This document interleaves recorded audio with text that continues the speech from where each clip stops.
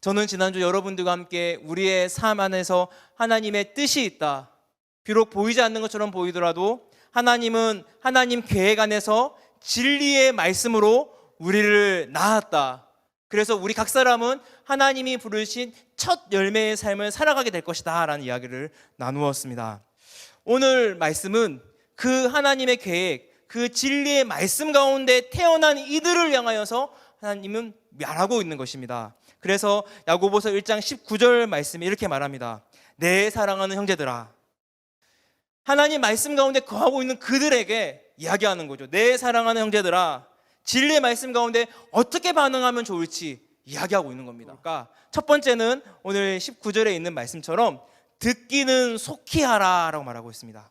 듣는 것에 대한 것이죠. 듣는 것은 속도 조절을 할 수가 없어요. 그런데 오늘 본문에서는 듣기를 속히 하라 이렇게 얘기하고 있는 거예요. 이건 무슨 말이냐면 듣는 것을 준비하라는 것입니다. 마음의 준비를 하라는 것입니다. 속히 들어라 라 말하는 것은 내가 누군가의 말을, 아니 오늘 본문에서는 정확하게 말하고 있는 것은 진리의 말씀에 대하고 이야기하고 있는 것이죠. 코로나19 이 시대를 살아가는 우리는 말씀을 취사 선택합니다. 나에게 좀 잘 어울리는 말씀, 나에게 좀 의견이 동의하는 말씀의 목사님들의 말씀을 취사 선택합니다. 그래서 정말 주님이 원하시는 말씀을 듣기보다 내가 원하는 말씀을 듣고 있는 것이 우리의 모습이라는 것이죠. 그런데 오늘 본문에서는 그렇게 하지 말라라고 말하는 것입니다. 내가 듣기 조금 힘든 메시지, 나에게 조금 어려운 메시지, 나와 의견이 다른 그 메시지를 들을 때라도 하나님 말씀이라면 그 말씀 가운데 존중함으로 들으라 말하고 있는 것입니다.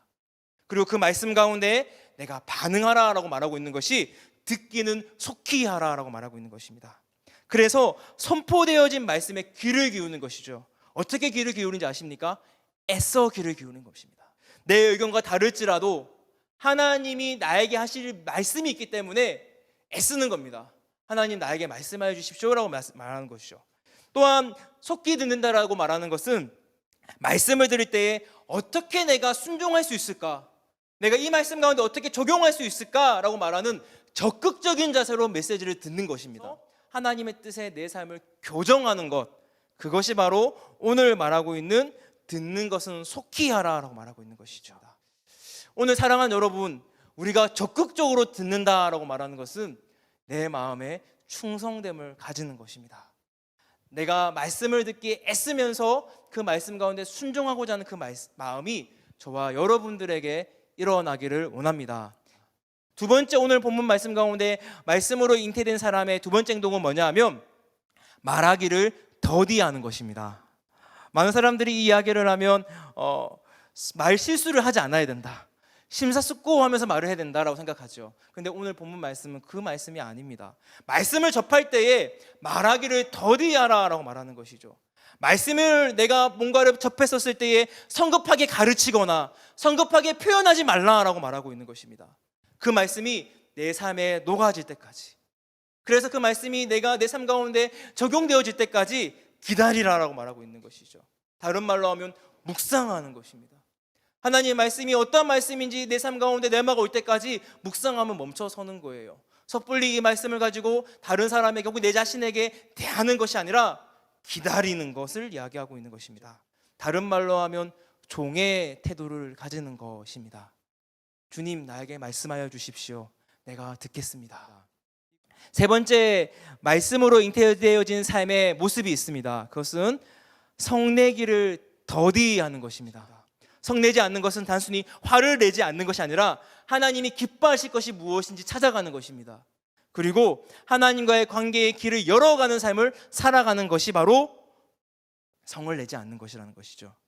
사랑하는 여러분, 저와 여러분들이 말씀을 대할 때 이 말씀을 통하여서 내 자신의 결론으로 도출해가는 것이 아니라 어떻게 하면 하나님 보시기에 옳은 것을 선택할 수 있을까, 하나님과의 바른 관계를 택할 수 있을까, 그것을 고민하며 그 선택 가운데 나아가는 저와 여러분 되었으면 좋겠습니다. 그러면서 21절 말씀 가운데서는 성을 내고 있는 사람들이 어떻게 하면 그 성을 내지 않고 하나님 가까이 갈 수 있을지를 두 가지 이야기합니다.